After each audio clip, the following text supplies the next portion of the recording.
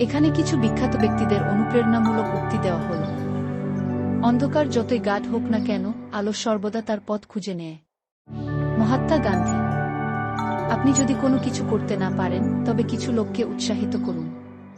রবীন্দ্রনাথ ঠাকুর। শিক্ষাই জাতির মেরুদণ্ড। হেনরি ওয়ার্ড বিচার। তোমার চিন্তাই তোমার জগৎকে তৈরি করে। বুদ্ধ।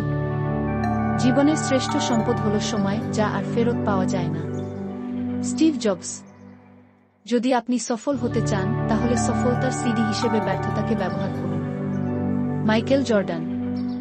বই হল মানুষের সবচেয়ে নীরব এবং স্থায়ী বন্ধু। Charles William Elliot.